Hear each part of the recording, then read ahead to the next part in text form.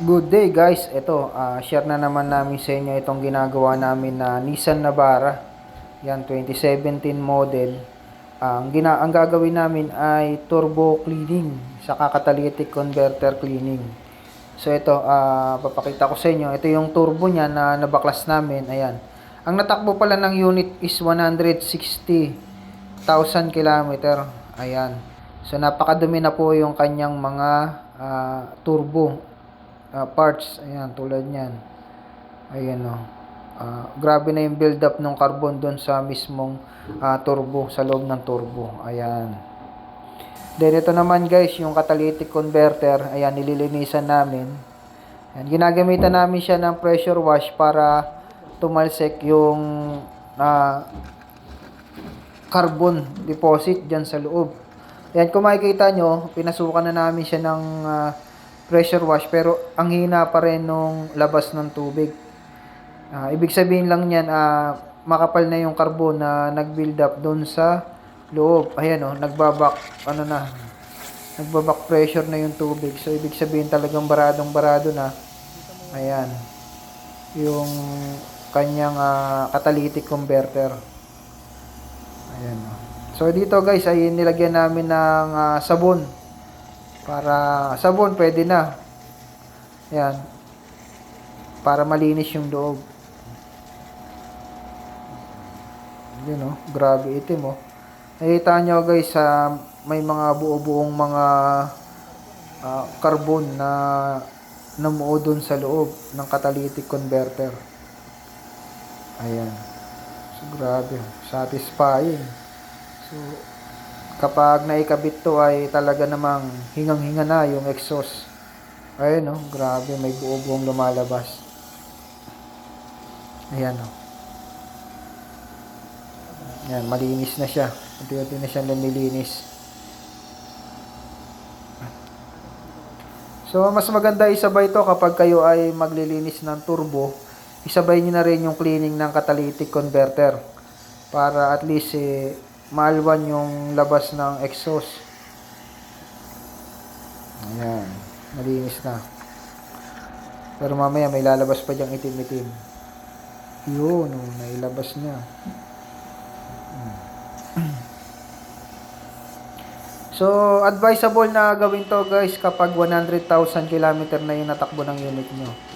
So, dito, ginamitan natin siya ng diesel na siyang panglinis ng mga parts ng turbo. Ayan. So, ganun lang, babrasin nyo lang dito lang sa part na yung intake and intake saka out nung hangin. Ayan. Babrush nyo lang para malinis din. Mas maganda in and out, linisin nyo para maganda rin tignan. At walang mga langis-langis. So ayan guys, dito kami sa Niscare ay gumagawa kami niya ng turbo cleaning, AGR cleaning, basta related sa diesel. Ayan, gumagawa kami. May issue, kung may issue ang inyong mga Navara, ayan, PM lang kayo. At nagda-diagnose din kami. So ayan. Ayan yung turbo ng half phase ng turbo. Ayun. Tapos mamaya, blower na lang yan. Pressure wash, tapos blower. Then next. Ito naman guys, yung may turbine. Ayan o. Grabe ang dumi o. Ang kapal. Ayan. So kapag ito, kumapal ng kumapal, yung carbon deposit dyan sa loob ng na yan, turbine na yan o yung mismong turbo, may tendency na maputol yung pinaka mismong lever niya para dun sa wastegate. Yan, yung mechanism nun.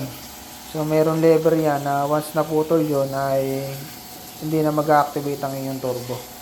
So yan, ginamitan natin siya ng pressure wash para yung mga diesel na langis-langis ay mawala, ma-wash out.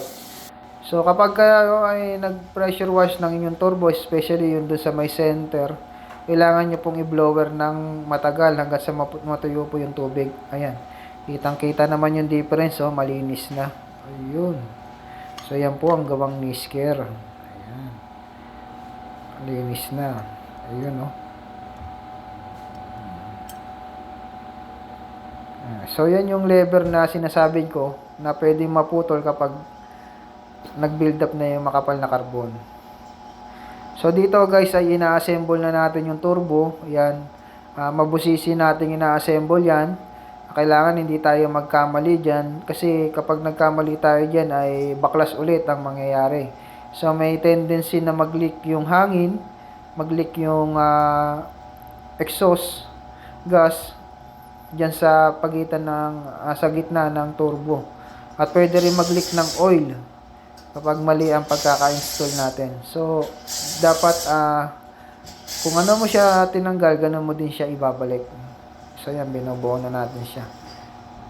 Kailangan maingat kayo sa pagbabalik kasi kapag umandar na yung pinaka mismong impeller niyan ay at naipit, so may tendency masira.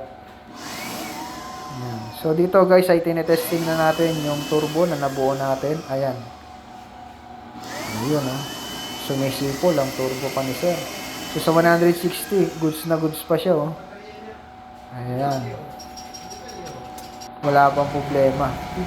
Hindi pa pudpud yung mga, propeller niya. Ayan. Yung impeller niya pala. Then, nagpalit na rin kami ng fuel filter. Grabe, ang dumi na ng fuel filter niya, oh. Yung fuel filter niya, na-fold na, nade-deform na. And then, dito naman, guys, ay ini-scan natin after natin malinisan ng turbo to make sure na after makabit yung mga ibang parts ay walang maging error sa ating scanner. Ayan.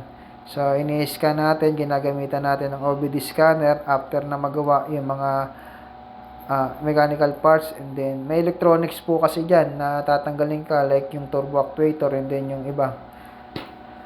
So, ayan. Ini-scan natin siya para sigurado na walang problema after natin siya makabit. Then after kasing malinisan ang ating turbo, kailangan po yan i-relearn yung kanyang turbo actuator motor. Ayan. So mamaya papakita ko sa inyo kung paano mag-relearn gamit ang scanner. Ayan. So kasalukuyang ini-scan natin. So dito guys, may lumabas pala na engine sa engine niya. Ayan, yung kulay red. Ibig sabihin, mayroon yung trouble code na na-detect yung ating scanner kapag ganyan nakapula. So, kailangan po kasi naka-green yan eh. Ayan. So, nakapula yung dun sa engine.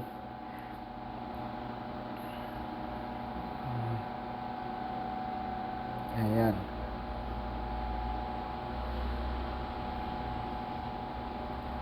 So, mas maganda kapag ganyan, after magawa yung turbo, ma-scan nyo para at least wala kayong pangamba na walang error na lalabas after magawa o malinisan yung turbo. Kaya guys, sa mga may mga Navara dyan, NV350, Nissan Terra, ayan. Kapag 100,000 na ang tinakbo ng unit nyo, ayan, advisable na siyang linisan. Ayan. Scanning pa rin po tayo. During scanning, naka-on lang po yung ignition on. Hindi po natin siya pwedeng start kasi may tendency na masira yung ating scanner. So, papakita ko sa inyo guys yung tinakbo ng unit na to. Ayan. 167,768. So, yun ang tinakbo ng unit.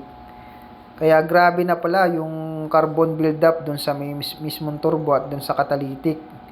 So, first time pa lang daw na mapa-turbo cleaning itong unit.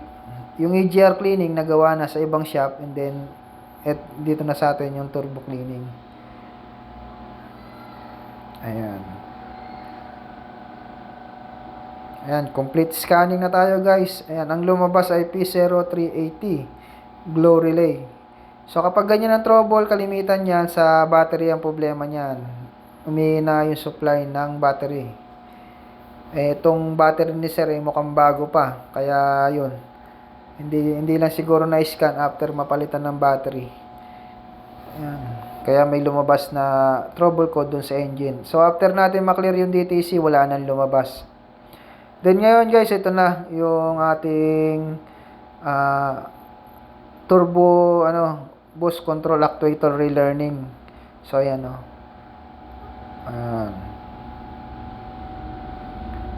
Current state. Then start natin. So hindi pa rin po naka-start ang makina. Naka-ignition on. Ayan. Kung mapapansin nyo, yung lever ng turbo actuator, gagalaw po yan. So, yan.